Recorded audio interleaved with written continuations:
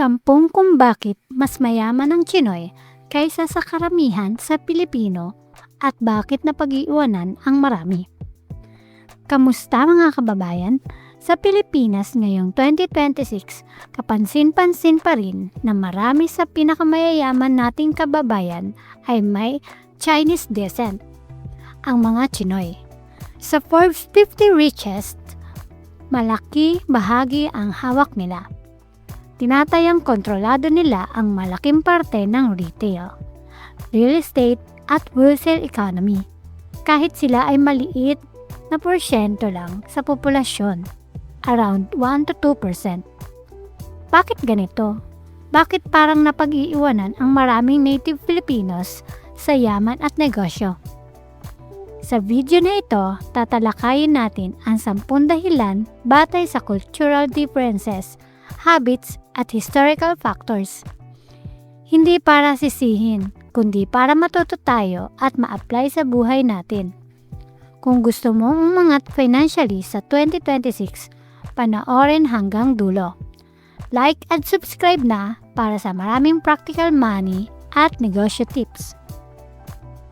Number 10. Malakas na culture of saving and frugality. Malaki at disiplinado sa pera. Maraming Chinoy families ang tinuturuan mula bata pa. Huwag gastusin ang pera sa luho. Ipon muna. Mas mababa ang tendency na magpakita ng yaman. No flashy lifestyles. Sa halip, reinvest sa negosyo. Karamihan sa atin, madalas YOLO o para sa pamilya. Piyesta, mamahaling cellphone o branded items. Resulta, walang kapital para magsimula ng negosyo. Number 9. Early business exposure at entrepreneurial mindset. Negosyo ang normal na buhay. Sa Chinoy families, ang bata ay lumalaki sa tindahan, nagbabantay, nagpepresyo, nakikipag-usap sa suppliers, natututo ng business sense ng maaga. Sa maraming Filipino families, ang pangarap ay mag-aral ng mabuti para makuha ang stable job. Empleyado mindset versus owner mindset. Number 8. Strong family business at succession planning. Pamilya ang core ng negosyo. Chinoy business ay madalas family run. Tinuturuan ang mga anak na magpatuloy, may clear succession, hindi madalas makasira-sira ang partnership dahil sa tiwala sa dugo. Maraming Pinoy businesses ang nasisira pag namatay ang founder dahil sa hati-hati o away sa mana. Number 7. Network at Guanji. Relationship-based businesses. Malakas na network. May Bamboo Network. Interconnected Chinese businesses sa Southeast Asia. Madali ang wholesale, credit at partnerships. Xingyong o trust system ang gamit. Hindi laging legal papers.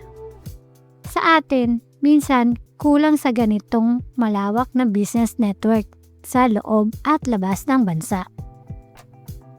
Number 6. Higher emphasis on financial literacy at reinvestment. Alam kung paano magpalago ng pera.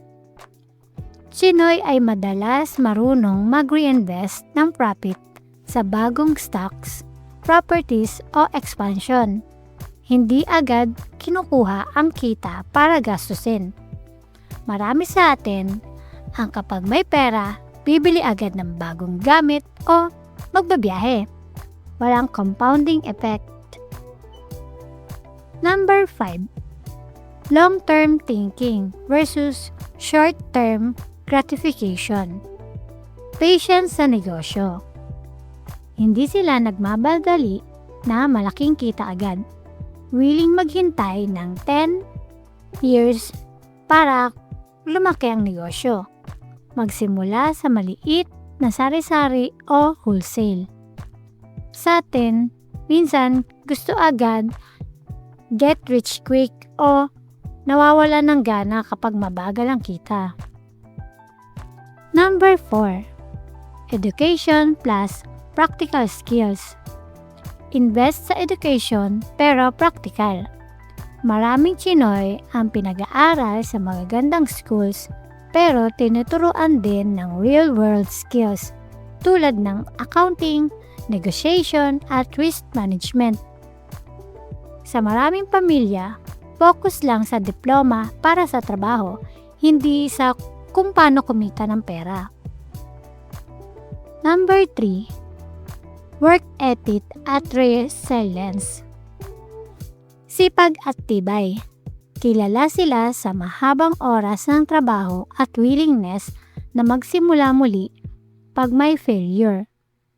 History ng migration at discrimination ay nagpapatibay sa kanila. Maraming Pilipino ay masipag din, pero minsan nabibigatan sa bahala na attitude o external factor tulad ng red tape. Number 2. Avoidance of destructive habits. Luho at bisyo. Mas kaunti ang gastos sa bisyo. Mas mababa ang cultural pressure sa mahaling inuman, sugal o labis na luho. Focus sa building wealth para sa susunod na henerasyon. Sa kabilang banda, maraming Pilipino ang nahuhulog sa lifestyle inflation o bisyo na nakababawas sa savings. Number 1. Historical at structural advantages. Historical head starts at community support. Mula Spanish time, maraming Chinese ang traders at merchants. Nagkakaroon sila ng early experience sa commerce, may community support system sa financing at opportunities. Dagdag pa sa colonial at post-colonial policies na hindi minsan nagbibigay ng advantages sa certain groups. Combined with their cultural traits, ito ang resulta sa dominance sa retail at distribution economy. Hindi magic o genetics lang to. Karamihan sa cultural habits, mindset at systems na pwedeng matutunan ng kahit sino. Anong magagawa natin bilang Pilipino? Simulan ng pag-iipon at frugality ngayon. Turuan ng mga anak ng business mindset, hindi lang maghanap ng trabaho. Bumuo ng malakas na family at community network. Mag-aral ng financial literacy, stocks, negosyo, real estate. Mag-isip long term. Reinvest ang kita, huwag gastusin lahat.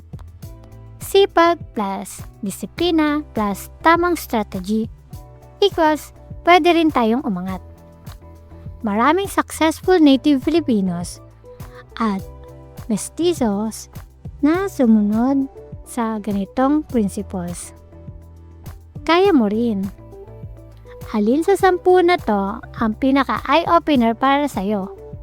Comment below ang number at kung ano ang plano mong baguhin sa 2026. Kung may specific na Chinoy habit na gusto mong malaman pa, halimbawa, paano sila magnegosyo? Sabihin mo sa comments. Gagawa ako ng follow-up. Salamat sa papanood. I-like kung nakatulong o naging fair ang discussion. I-share sa mga kaibigan at pamilya para matuto tayong lahat. Subscribe at i-bell ang notification para sa susunod na videos tungkol sa negosyo, pera at pag-unlad sa Pilipinas. Tandaan, hindi tayo nakikipagkompetensya sa galit, kundi sa galing at sipag. Laban lang Pilipinas. God bless at kita-kits sa susunod.